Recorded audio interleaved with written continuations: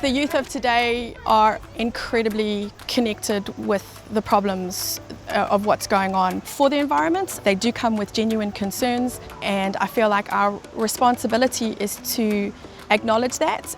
It's really important that we reach out to these people and engage them and show them what conservation is really about. I'm really excited to see the influence in what young people will continue to do, things like the climate strike, and it's just exciting time to be young.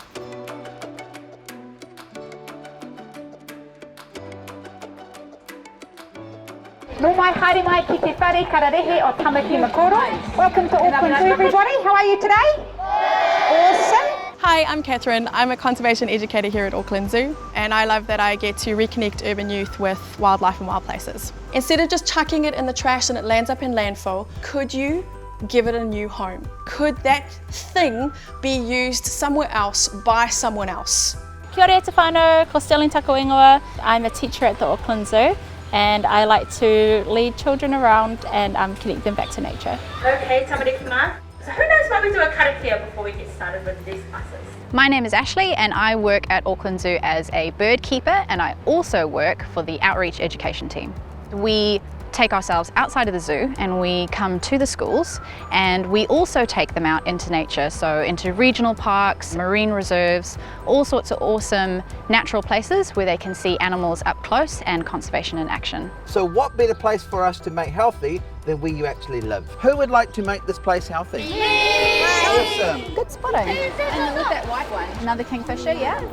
So today we've been spending a bit of time with Murray's Bay Intermediate, so Year 7s, looking at sustainability. Sustainability is so important in the work that we do, and also a place to be empowering and inspirational to the youth that come through our education programs. Could we start going to companies that use these sorts of things and say, can you guys come up with a better alternative that doesn't produce a tiny bit of plastic that could end up in the ocean? So during our sustainability sessions, we like to focus on inspiring stories about what we're doing here at the zoo, what other groups are doing in other parts of the world that we're connected with, but most importantly that we leave an opportunity for every student to walk away with an idea of an action that they can take to live more sustainably. If I said to you, what can we just say no to right now today? Plastic bottles. Plastic bottles, very good. I refuse to litter. You refuse to litter, I like it. Plastic cups. Plastic cups, right. That corner there though, your white tray. That is fine.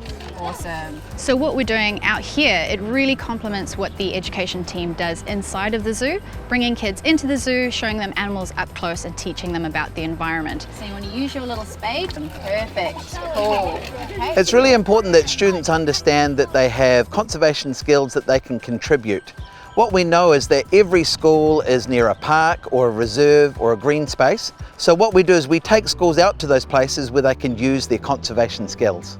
The skills that we teach the students are the real skills that dock rangers, council workers and zookeepers use out in the field, and they're able to contribute them so they can join a local conservation group in their community and use those skills to take action. So I drop that in there and you can look through there. Can you see anything?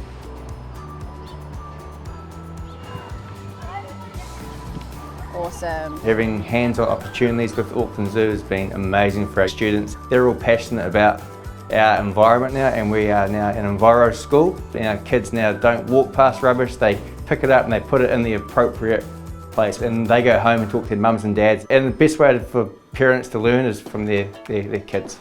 They like to stay with their mums. It's a hedgehog! Look! There's more than one animal. I think that the type of work that we're doing is really important, especially in New Zealand. At this time, New Zealand is hoping for a goal to be predator-free by the year 2050. And I think that teaching children in schools in New Zealand today about that goal and teaching them the skills that they need to achieve that is really important. So we are encouraging kids in schools today to become kaitiaki of New Zealand's wonderful ecosystem.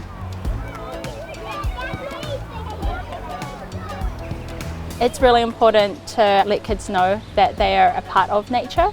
Sometimes they don't see themselves in nature all that often.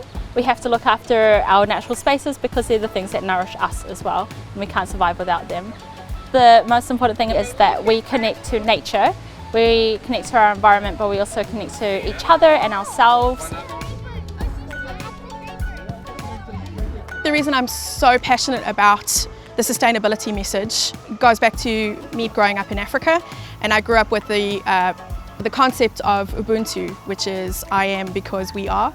So for me, we means everybody, all living things, the planet, the connections, and how we live. And I love being here in New Zealand and having those beautiful concepts of kaitiaki and manakitanga, which also foster that idea of guardianship, of being responsible for your actions here, and how you connect with the natural world and how you look after it. We have a very, very important role to play in inspiring and empowering the youth to connect with those deeper concepts of how we belong to each other, us and the environment. For the students who are a bit older, we see them really wanting to participate and to take some definitive action for things like climate change and just living sustainably in general. Ana and Khushee are two students from Western Springs College who held a Green Jam, student-led, and they hosted it here at Auckland Zoo.